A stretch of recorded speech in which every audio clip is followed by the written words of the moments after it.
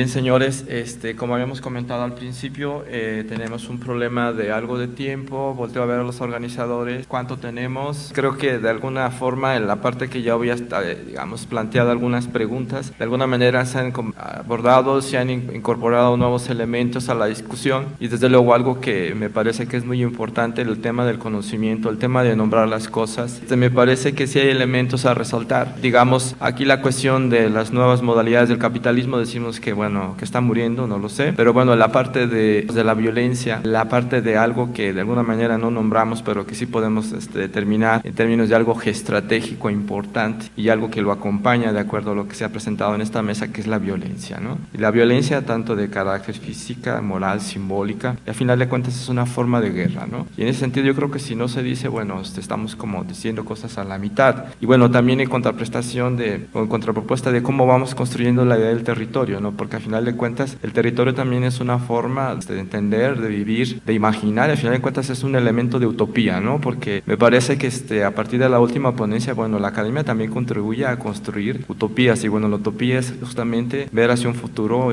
cuando, digamos, aparentemente las puertas se cierran, pero al final de cuentas siempre hay vías a seguir, y de alguna forma esta idea del sacrificio también me parece importante, porque pareciera que se repite a través del tiempo. Esa idea de la colonización, que lo hemos visto desde bastantes ocasiones, ahora que me parece también que el problema, como oye, la cuestión de la información también es muy importante en términos del conocimiento, y cómo también tenemos que construir explicaciones cada vez más complejas que van de lo técnico a lo, digamos, y de lo instrumental, y que de alguna manera también es formas a enfrentar, son complejas y que requiere de mayor organización, y que bueno, también es una idea de cómo se va avanzando en términos de que si somos o no más ciudadanos, más democráticos, pero cómo va avanzando esta idea de la explotación y de la idea de la oportunidad, del aprovechamiento de los recursos a como de lugar. Y eso creo que lo estamos viviendo a nivel de Latinoamérica, y bueno, que tenemos que decir los académicos al respecto, sobre a partir de una idea de lo que es la discusión de esta mesa, nuevas territorialidades en América Latina. Y en ese sentido, pues vamos a dar la participación del público. Tenemos nada más media hora, por favor, que sean muy directos. No es otra ponencia a la que les pedimos, simplemente comentarios rápidos para que de alguna manera los que están en esta mesa tengan posibilidad de dar alguna respuesta. Daremos pie a unas 2 o 3 preguntas. Yo tengo una pregunta para el profesor Walter.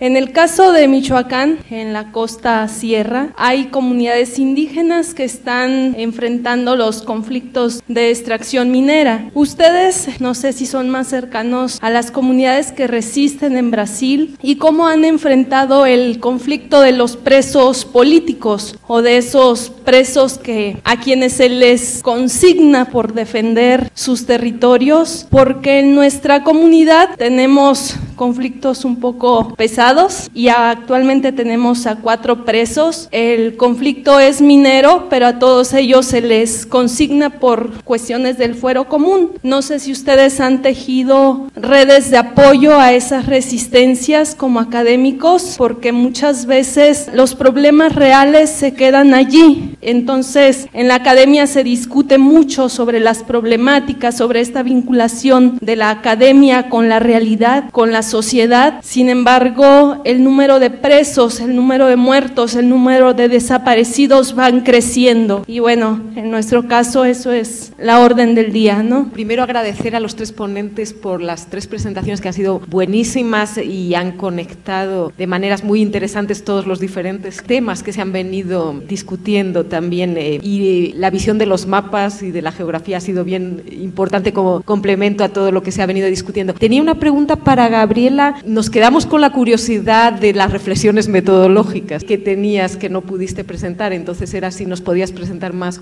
cuáles son esas reflexiones. Primero, felicitar a los ponentes, han sido muy interesantes y han tocado dimensiones muy amplias desde los territorios económicos que hablaba Gabriela, cuando habla del extractivismo, Gustavo, que toca lo que podría pensarse en territorios geopolíticos, y el último ponente, perdón, Walter, hablaba de de la cuestión más teórica, epistemológica o conceptual. Entonces, ¿cómo articular estas diferentes escalas y dónde quedan los actores dentro de estos territorios? Y también un concepto que me llamó mucho la atención, no sé si lo entendí bien, territorios de sacrificio. Es un concepto que es la primera vez que escucho y me parece muy interesante. Entonces, hemos paseado a lo largo de la presentación de los tres ponentes por diferentes niveles de escala o tipos de territorios, categorías territoriales, pues ampliar y abrir el debate un poco más entre los tres ponentes. Gracias. Uma pergunta à la brasileira. Para a mesa, então, quais são os horizontes de utopia? Vocês conseguem enxergar alguns horizontes de utopia diante dos territórios de sacrifício? Então, gostaria que a mesa se posicionasse. Si les parece, vamos a dar paso entonces a los que están en la mesa.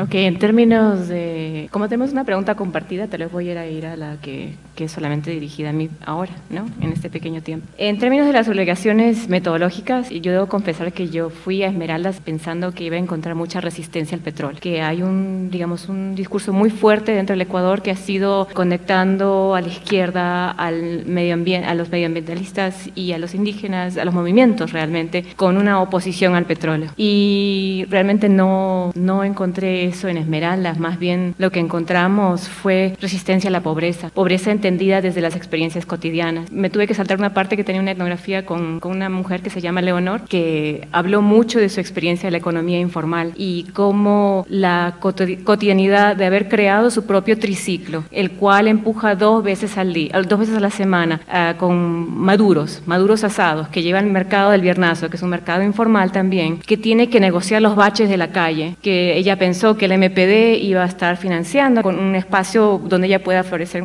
desarrollar esta economía, y que los baches no le permitían, y que entraba en ese momento de elecciones, justamente en ese momento venía la pavimentación increíble que parecía una creatividad destructiva enorme, que cambió su posibilidad de no ir solamente 2 veces, sino tal vez 3 veces, y de ir al Viernazo y acompañar a su hija más tiempo. Entonces son unas pequeñas decisiones, intuiciones cotidianas que marcaron la posibilidad para ella de decir, bueno, ahora me pongo la camiseta verde. Y no es que sea una lealtad conveniente, pero ella lo está juzgando desde la perspectiva de sus mundos, en que a veces pueden comer 3 veces al día y a veces no. Y que la posibilidad de tener un ingreso seguro viene no de la economía informal, sino del bono de la dignidad que mencionaste anteriormente, que ese es el ingreso más constante que tiene cada mes. Son $50, pero un bono que hace la diferencia entre comer 2 veces al día y comer 3 veces al día. Entonces son esas cosas de esa economía, es una economía violenta realmente, de quitarte las posibilidades, de cómo haces para que tus hijos y tu esposo puedan trabajar o puedan vivir, puedas tener una vida cómoda, un estándar. Esas cosas son los que nos hicieron pensar, ¿cómo es esto, vida con petróleo? Porque no es exactamente la contaminación de la que hablé al principio, pero es una deshilar las economías, es una lucha, la lucha es constantemente de día a día. Es en esa realización que empezamos a pensar metodológicamente qué significa hablar de petróleo cuando no es directamente el petróleo lo que estamos analizando, sino sus relaciones sociales. Y en ese sentido son 2 cosas que habíamos pensado, que cómo pensamos otra vez las microprácticas del poder, cómo se crean sujetos subalternos dentro de mundos subalternos, o sea, estos son espacios que ya habían sido subalternos y discriminados y dominados, cómo se están recreando estas mismas dinámicas de seguir existiendo en los mismos términos, no pensarse fuera o en relación al petróleo, pero pensándose en relación a las políticas del petróleo. Y el segundo viene a ser la construcción nacional, que en términos de espacios de sacrificio, que al menos me pareció increíble que mencionamos los dos, porque no es al menos en los Estados Unidos y donde estoy trabajando, no es un concepto geográfico per se, pero es un concepto que ha venido de movimientos de destrucción ambiental, de degradación ambiental. Y es más, según lo que entiendo, la genealogía del término vino desde el gobierno de los Estados Unidos, a llamar a ciertas zonas como zonas de sacrificio, eran zonas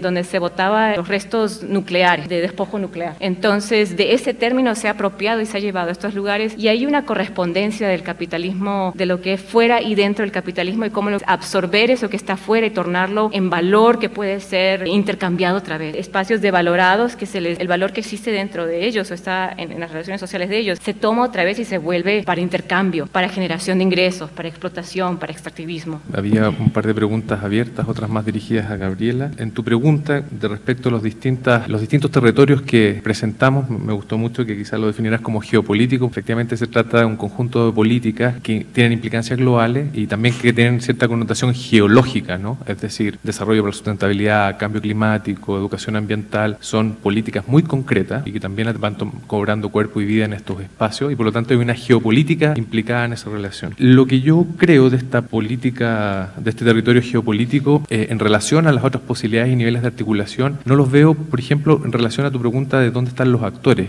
Yo creo que el hecho que sea por ejemplo, un territorio geopolítico implica reconocer en qué espacios aquellas relaciones que denominamos extraterritoriales están también contenidas en el territorio, en qué espacios, en qué relaciones, en qué materialidades, en qué alianzas, pero también en qué confrontaciones, ¿no? Walter nos mostró y Gabriela nos mostraron un escenario de territorios donde hay relaciones dialécticas de abierta confrontación entre grupos territoriales y movimientos que confrontan el desarrollo industrial, el desarrollo hidroeléctrico, ayer con Betina, acá en el mismo Istmo, desarrollo energético, que están en el marco de estas políticas, algunas de ellas políticas de transición ambiental. Por ejemplo, todas las políticas de energías renovables no convencionales están en ese marco y no fuera de ese marco. Otras probablemente están aún dentro de este paradigma de una economía basada en el carbono. Yo creo que no podemos pensar que lo extraterritorial no está contenido dentro de las relaciones territoriales, y lo importante es metodológicamente cómo vemos en ese espacio que se construye como un territorio que estas relaciones, actores y materialidades van disputando y generando ese territorio. Y ahí pasa un poco a la pregunta de cuál es el espacio de la utopía y cómo uno construye, porque uno podría decir el territorio como una propuesta de lucha o una propuesta de cambio y transformación social, y va a depender mucho de las comunidades de práctica que estén definiendo el territorio tal como lo expresó Walter. Yo me quedaría con la idea que hay que mantener la polisemia y no cerrarla. En la medida que nosotros cerramos esa polisemia, perdemos riqueza, porque vamos a tener territorio como la misma idea entre universo y pluriverso. Es decir, ¿qué pasa cuando el Estado se apropia, institucionaliza la noción de territorio y lo vuelve un espacio administrativo cerrado? Perdemos la dimensión de movimiento que yo expresé del territorio, que permite a distintos actores disputar muchas veces ese espacio. El territorio crece, se encoge, es un territorio, no es que sea flexible en un sentido totalmente posmoderno. O sea, es decir, si un día decimos, está bien, dividimos el mundo en una cuadrícula donde los territorios están definidos, institucionalizados, resulta que muchos grupos, subalternos o no, van a estar disputando esos territorios y por lo tanto pierden la legitimidad de seguir disputando esos territorios en función de sueños y utopías. Entonces, la polisemia nos permite mantener, no cerrar a una definición, a una práctica y a una comunidad específica que cierra la noción de territorio. En ese caso me gustaría hablar, como estaba en la presentación, la idea de devenires territoriales, es decir, los territorios devienen, hay una permanente transformación, y esa permanente transformación, por supuesto que hay relaciones dialécticas y de confrontación, pero también tenemos que fijarnos en aquellas que son de alianza. Algunas de esas alianzas pueden incluso no gustarnos, porque yo me perdí de darles un ejemplo, ya que Gabriela aprovechó un minuto para dar un ejemplo. La construcción de mercados de carbono, en el caso de Valdivia, un caso que no pude presentar, está en la ponencia, son pequeños propietarios, muchos de ellos de origen mapuche, que tienen la propiedad de la tierra en Chile. La mayor parte, uno de los grandes problemas con el territorio mapuche es que Pinochet entregó títulos individuales, y eso fragmentó muchas de las comunidades, y por lo tanto yo por eso que hablo de propiedades, pequeñas propiedades mapuche, pero existe esa posibilidad. Lo que decía, pequeños propietarios, muchos de ellos mapuche o medianos, que apoyados por el Estado hicieron una gira tecnológica a conocer experiencias similares en Costa Rica, donde sus símiles en Costa Rica, también pequeños propietarios, les mostraban cómo estaban avanzando hacia esquemas de conservación donde los mercados de carbono eran una alternativa ya que se estaba concretando. Ellos toman esta idea, no imaginan todas las complejidades que hay, se apoyan en una ONG que es WWF, se apoyan en un pequeño fondo estatal y empiezan a construir la idea de desarrollar mercados de carbono también como una forma de, imaginan ellos, de recibir ingresos por lo que ellos valoran que es conservar el bosque nativo que tienen y que no sea sujeto a degradación. Por supuesto que aquí hay ellos no imaginan el largo trecho, la certificadora, los pagos, los procesos complejos, metodológicos, institucionales, etcétera, que se vienen adelante, los altísimos costos que se convierten en barreras de entrada, pero lo que sí ocurre es que en esas alianzas surgen nuevas asociaciones, se fortalece la organización, empiezan a trabajar con ONG y empiezan, quizás el mercado de carbono ojalá nunca se concrete desde un punto de vista, porque si no es una expansión del capital expresado en pequeña propiedad con objetivos de conservación, pero en esas relaciones hay nuevas alianzas que les van permitiendo hacer nuevas cosas en relación al objetivo último, que es la conservación de los bosques, del agua y de la propiedad. Hay posibilidades maldades en esas alianzas que pueden ser, entre comillas, espurias, si que dejamos categorías simplemente el capitalismo, los mercados de carbono y los pequeños propietarios mapuche, no pensamos en las posibilidades de devenires territoriales que surgen de esas relaciones. Y por lo tanto ese espacio utopía sería asociado a esta idea de que la polisemia se mantenga y quizás se multiplique, posibilidad de que los distintos grupos devengan más territorios y tengan la posibilidad de disputar y luchar esos territorios. Eu vou começar pela segunda questão. Pela limitação, a gente, numa velocidade, né, e vai esquecendo algumas questões básicas. Eu vou começar com uma questão que é metodológica, teórica, mas tem caráter profundamente político. Concordo com os colegas que o território não é coisa, não é substância, é uma trama de relações, campo de força, que se expressa, que se espacializa criando entramados entre relações sociais, materiais, naturais. Aí eu estou em pleno acordo com o que foi amplamente discutido nesse evento. O território, das categorias da geografia, é o que obriga, é impossível falar na geografia de território sem falar das práticas e dos agentes, sem falar da conflitividade e sem falar do sentido estratégico que as práticas, eu diria que esse é o grande patrimônio que essa categoria tem em relação a outras categorias que a geografia também cunhou para pensar a espacialidade humana. Mas é preciso pensar que pensar o poder, pensar a trama das práticas sociais, é pensar também, pelo menos, 3 aspectos importantes, que esse processo se dá em termos multiescalares. Aqui eu não tenho acordo, eu sou simpático, e na geografia há esse debate entre aqueles que consideram o debate da ontologia plana. Eu considero que criar uma escala de análise como um recorte possível, como instrumento analítico, é sempre um exercício de arbitrariedade. Mas as escalas, elas têm efeitos políticos concretos. Nesse sentido, pensar concretamente, aí eu estou dialogando um pouco diretamente com o Gustavo, pensar concretamente os jogos de escala é essencial, não só do ponto de vista metodológico, mas do ponto de vista das práticas de resistência e de utopia. Porque eu estou falando aqui do maior projeto de mineração do mundo, da segunda maior empresa de mineração do mundo. Eu estou falando de um mercado que é um mercado asiático, chinês. Ou seja, há um jogo de escala profundo nisso. E essas escalas, apesar dos processos sociais não existirem recortes fixos na realidade, de transitar, eles têm efeitos políticos. E os territórios, em grande parte, são efeitos políticos que geram escala. Então, nesse sentido, é fundamental entender essa trama.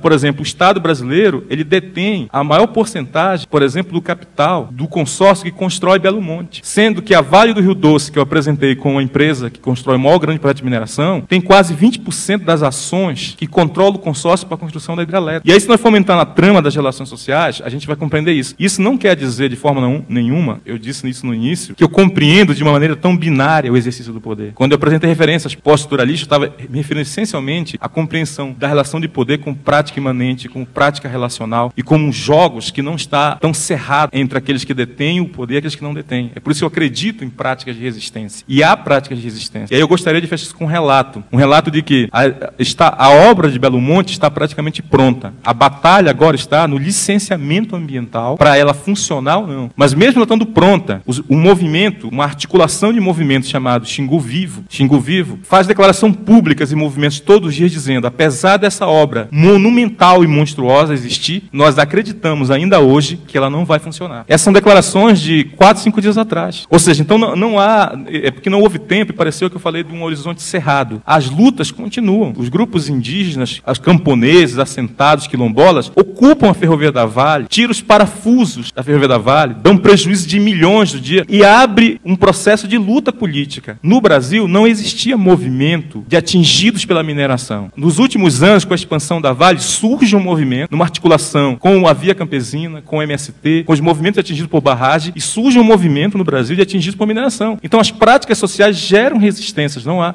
cerrado. E aí eu gostaria de falar para a colega lá em cima, isso é muito importante. De fato, houve ontem um amplo debate aqui sobre o que significa pensar como ativista, pensar como intelectual, o intelectual puro, o intelectual ativista, né? Eu acho que os conhecimentos são produzidos de maneira distinta e têm implicações éticas e políticas. Mas eu acredito que o grupo que trabalha comigo tem envolvimento com esses processos diretos. Mas eu acredito também que toda e qualquer forma de conhecimento que ajude a desvendar essas lógicas, a denunciar, isso é importantíssimo, porque vocês, na grande mídia e no grande espaço acadêmico da sociedade brasileira, essas questões não são questões. Não há espaço para essas questões. Belo Monte ocorre diante de um silêncio quase absoluto da sociedade brasileira. E isso é muito grave. Então, assim, eu acho que esses processos... Agora, de fato, eu preciso compreender. O Estado brasileiro hoje, foi colocado aqui, vive um momento muito difícil. E essa possibilidade, esse impasse político que o Brasil vive hoje, de uma crise econômica e, sobretudo, política, que não afeta só o Brasil, pela importância que o Brasil tem em termos geopolíticos e geoeconômicos, ela coloca uma dificuldade ainda maior para os movimentos. Porque do início deste ano, no segundo mandato da presidenta Dilma, as ações contra os grupos sociais mais vulneráveis no Brasil, elas só se intensificaram.